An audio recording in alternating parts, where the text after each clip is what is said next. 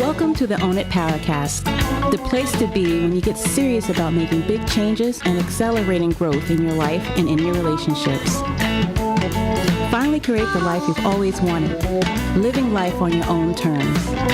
Learn how to take your fear and turn it into powerful choices that will create sustained change. Now your host, Mary Baker. Hey everyone, welcome back to the Own It Powercast, a place where you can come to get what you need to move yourself forward. Hey, it's Mary Baker, and welcome to episode 109, What Choosing Looks Like in Communication. So as you know, this month, we've been focusing on what it means to own our choices, why sometimes it's hard to get there, and yet why it's a good thing to do. Well, this week, I want to explore what being in a place of choice and keeping others in a place of choice in our communication, what that looks like, why it's so much healthier, and ways to practice it. So remember last week we talked all about choice theory and how William Glasser talked about 7 habits that he saw as disconnecting, right? Criticizing, blaming, complaining, nagging, threatening, punishing, controlling behaviors that are focused on the other person, obviously, are not going to make someone want to connect with us. In fact, it doesn't connect us with them either. Whenever we're focused on another person, we're usually doing that out of fear because we're keeping them at arm's length. We're keeping the focus on them, not ourselves. We're not letting them in. We're not letting them know what's really bothering us, what we need, what we feel, what we think. And that's why they're disconnecting. Because control is all about fear. Choice is all about love and freedom. But as we've been talking about over many episodes, a lot of times we can avoid choice. Sometimes we don't even know we're supposed to be in a place of choice when we communicate.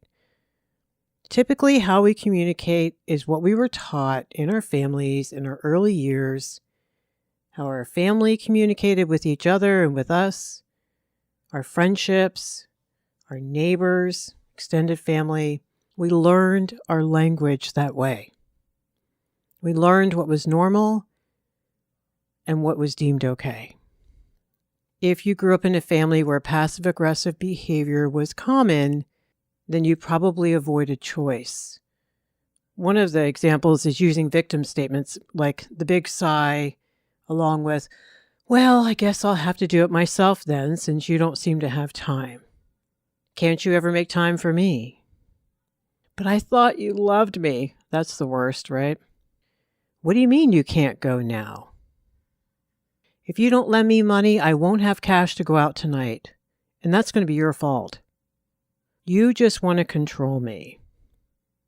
Now this is after you set a boundary and say, hey, that doesn't work for me. You are so selfish, insensitive, etc., etc. So those are ways where it's a victim stance and you're focused on the other person and they're all powerful and it's all their fault. And because they're doing or not doing something, you can't be okay. Another way we can focus on the other person and avoid choice is trying to fix their feelings and make them feel okay. Oh, it's okay. You don't need to worry about that. Just do this. Just stop doing that. Or maybe we give them instant solutions instead of just letting them sit in their feelings. Because we are feeling uncomfortable not being able to make them feel better. Not being clear and direct and telling them about us is not being in a place of choice.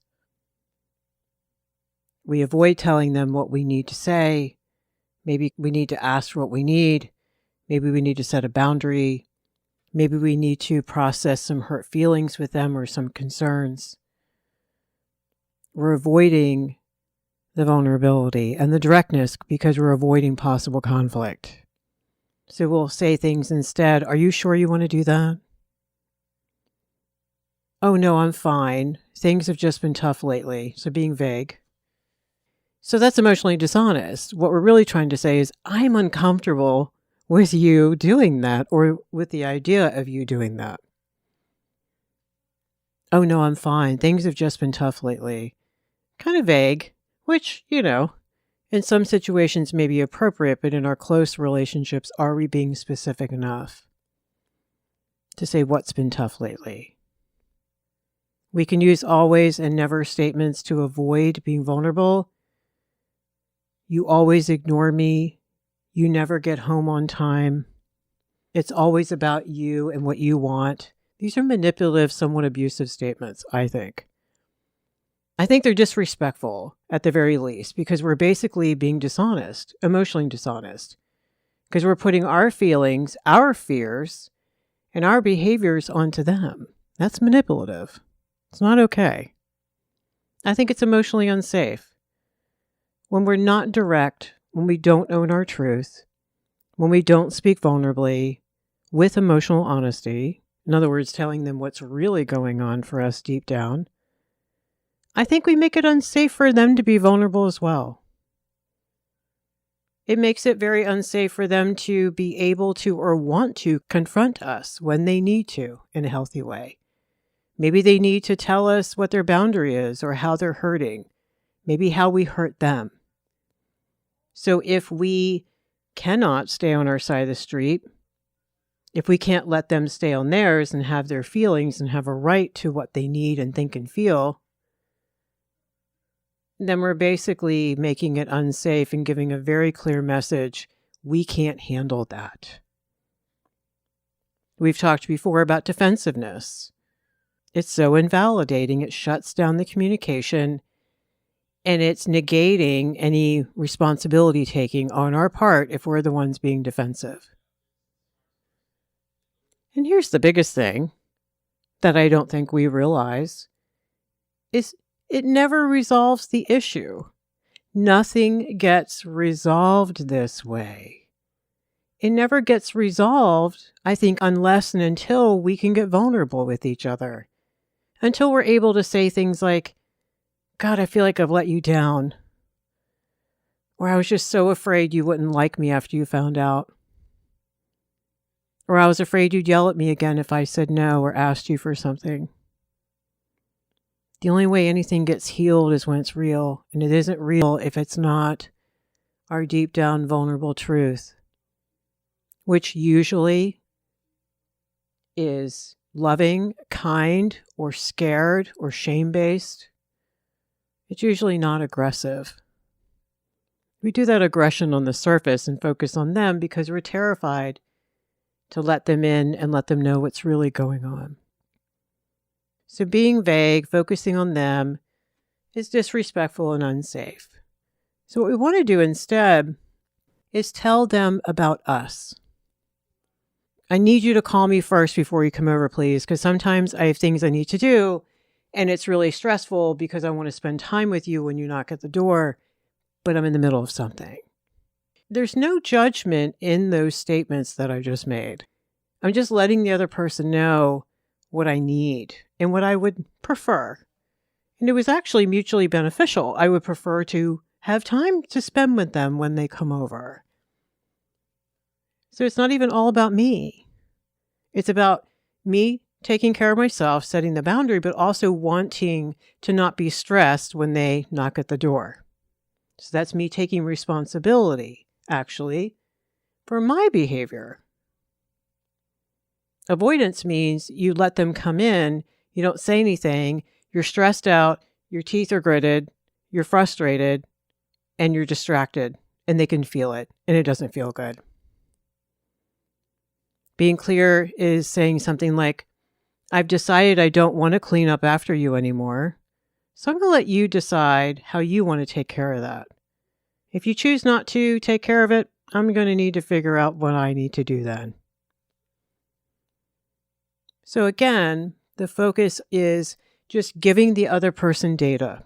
Then they can do whatever they want to do with that data. This is data about us. This is our subjective data. Other people are going to do whatever they want to do with it, just like we like to have the freedom to make our own choices. So healthier communication is focusing on you, not them, okay? When we focus on them, we say awful things like, what were you thinking? Because of you, I have to work more hours now. Because you forgot to empty the dishwasher, now I have to. You make me so angry, miserable, happy, sad, fill in the blank. The famous "can't you see? Can't you just understand?" Or "I don't understand how you could feel that way" is a real manipulative statement. It's awful. "I don't think you'll realize what you'll be missing if you leave." Wow. You don't want to do that. That would be a big mistake. So those are kind of obvious, focus on them, manipulative, controlling statements that are emotionally dishonest. So you want to keep it about you instead, because those statements really are saying, I don't want you to do that. I don't want you to make a big mistake. I want better for you. The "I don't think you'll realize what you'll be missing if you leave," underneath of that is, I'm terrified you won't miss me. So I want to convince you it's the wrong thing to do to walk out the door. So vulnerability means keeping it about you.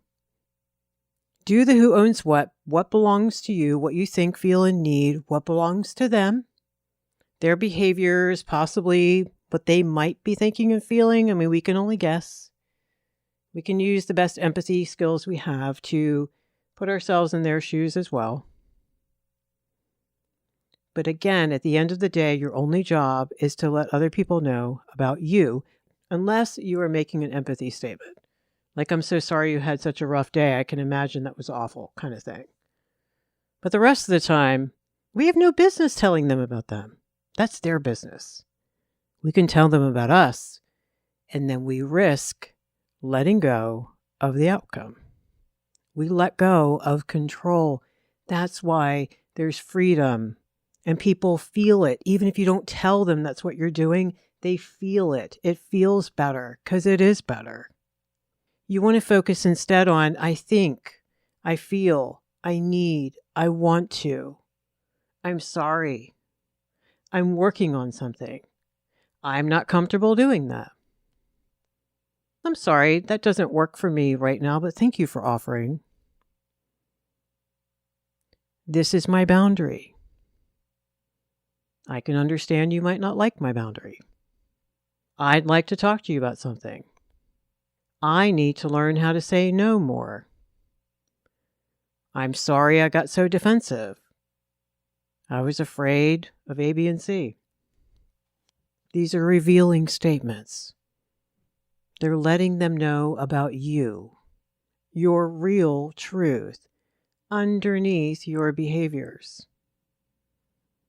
Also, I want to note, when we detach and we let go of their stuff, we work through our own stuff. Let's say someone is doing something that you're afraid might not be good for them. If you're a parent, I'm sure you know what I'm talking about. Maybe your child is struggling. So instead of being vulnerable, oftentimes parents will lecture. "You shouldn't be doing that. You should pick better friends. What are you doing? Aren't you using your head?" Instead, underneath of that, there's vulnerable statements that say, "I'm terrified you're going to make bad decisions and you won't be okay." All right? But there's judgment when we tell them about them. When we detach and work through, if you're that parent in this example, your fear, your sadness, your disappointment, your anger, your whatever, all your grief, right? All the grief work we need to do in order to get to detachment. Detachment is that's about them, that's not about me. My child's feelings are about them. They have their own thoughts and feelings and struggles. I have my own feelings around their struggles. That's my stuff. When we detach, we drop the judgment. When we detach, we have more empathy. Like the example earlier when I said, I need to set a boundary, and I can understand you may not like that boundary. I get it. I still need to set the boundary for me. I don't set boundaries on people. I let people know where I am. which is really setting the boundary for ourselves, not them. If we have been able to work through all the muck that we're feeling before we say something, before we respond, then we drop the judgment. Let them choose. Keep yourself in a place of choice. So taking responsibility for your own choices is a big part of this, I'm sure you've already guessed. And detaching and letting go means allowing them to take responsibility for their choices, the bennies and the consequences, even though we don't want that. For good reasons. There could be some really dire consequences for them. So how do we take responsibility? Watch your speech. Watch how your speech can present you as either someone who owns their shit or someone who can't seem to own their choices. Not owning means, I can't believe I have to do this. This is ridiculous. I can't believe she got so upset just because I've been late with the mortgage a few times. Whereas owning looks like, I really need to get some discipline around paying my bills on time. Or I think I want to start eating healthier. Or I realize that my hurt and anger are mine, and I don't want to put that on her. It's not her fault that I'm struggling. Do you see the detachment there? Owning it. Owning whatever part is yours. And again, even if it's a small part compared to all the egregiousness they have going on, doesn't matter. That's not your business. So let's break this down a little bit more. First, you want to identify who owns what, like we just talked about. Try to identify what belongs to the other person, what they might have going on, what they might be feeling, doing, struggling with, acting out around, fill in the blank. How you think and feel about what's going on for them belongs to you. That is about you. That is not about them. That is yours. That's the piece you own and the only piece that you want to focus on. So first you split it up. Do the who owns what. If you're not sure, sit with it, write it out, talk to a healthy other person about it, figure it out. This is the boundary work that we have to do first. You can't do anything healthy until you define what is yours. We rarely do anything healthy when we're focused on what other people are doing or not doing. We know that.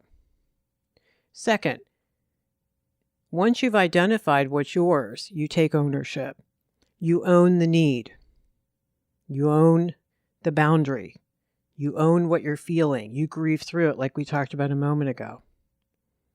Then you own what needs to happen next. Here's the kicker. Here's the decision point. And this is where we struggle the most, because this is where we bump into the reality we might need to come to eventually accept. Because that's a process. I don't think acceptance is instant. With small stuff, if we practice a lot, sure, but big things, nah. You need to sit with your feelings. It is a process. Be nice to yourself. Bring lots of compassion and understanding and accountability to it. Do whatever grief work you need to do so that you can do healthy, loving detachment. So you can care about them, but you can keep you in a place of choice and them in a place of choice. And what that really looks like is you don't want to be a hostage to someone else's choices.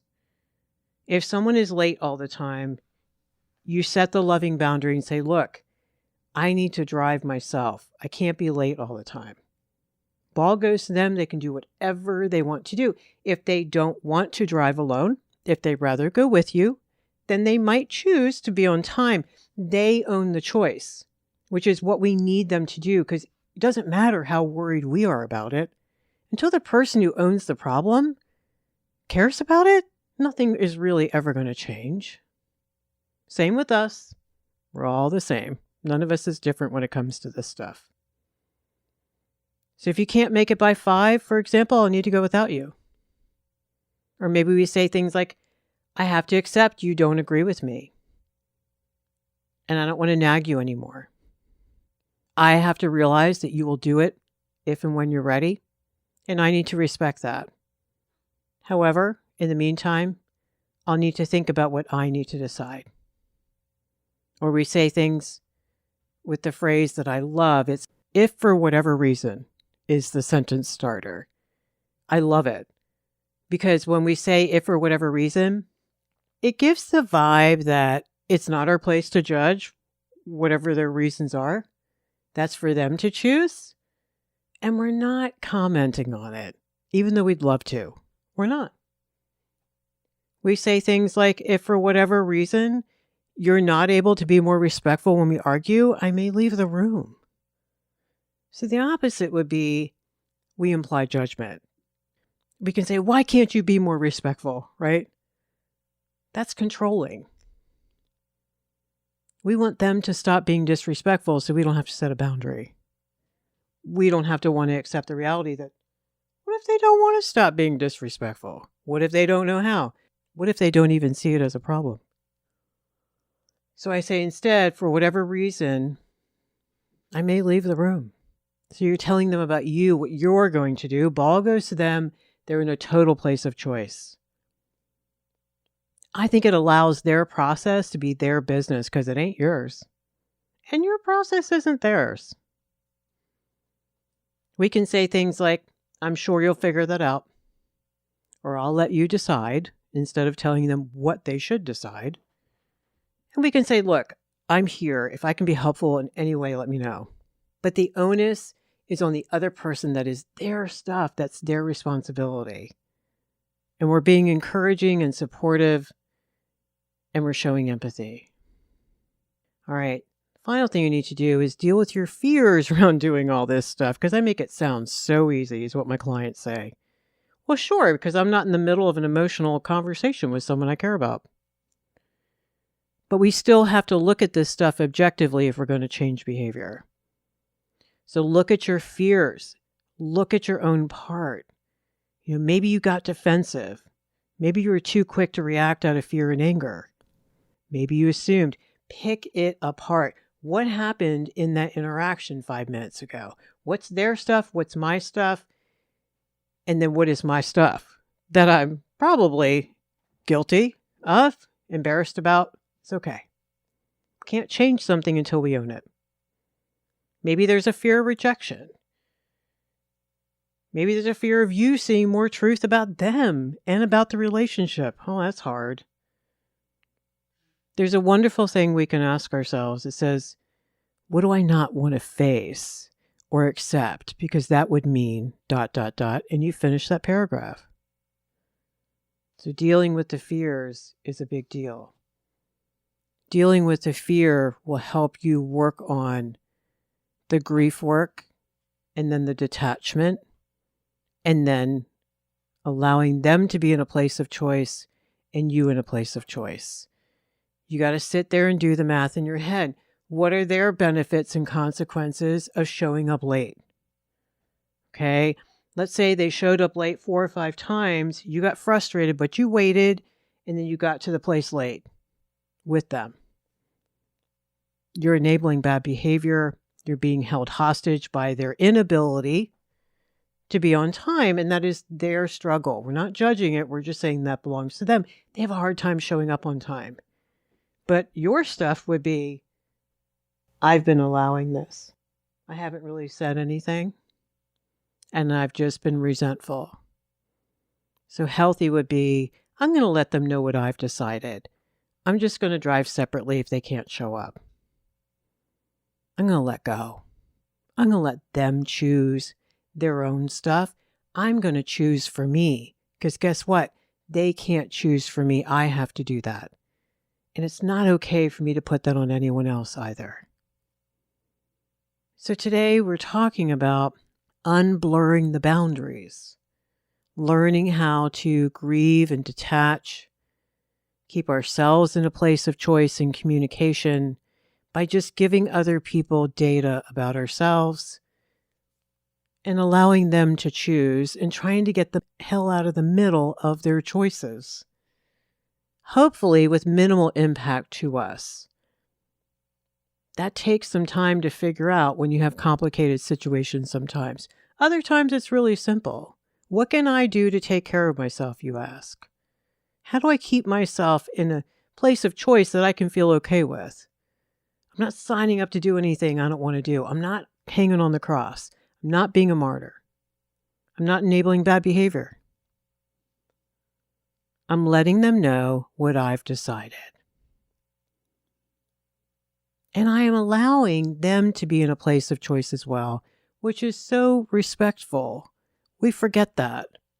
We blur boundaries or being disrespectful.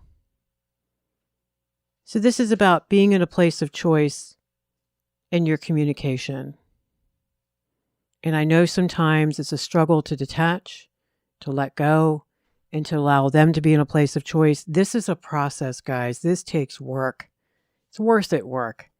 It's a lot of front-loaded work in your head until you get used to doing it this way. And it takes loving accountability. It's not easy, but it is so worth it. The more often the not rule applies, the more often than not that you can do this, the better your relationships are going to be. Oh my God, the better you're going to feel. Speaking of choice, thank you so much for choosing to be with me today. I hope this was helpful. May you stay healthy and grounded. Love on yourself a little bit this week. Be sure to check the show notes at ownitpowercast.com if you need to sign up to get the newsletter. Thank you for all of you who do get the newsletter and all the great feedback. So, pay it forward, keep focusing on you, and I'll see you next time. We hope you took away some useful insights and tools you could begin using right away. If you did, please leave a positive review and share on your social media. Because could you imagine if everyone in your life really got it together? Remember, own it now, so you can really own it later.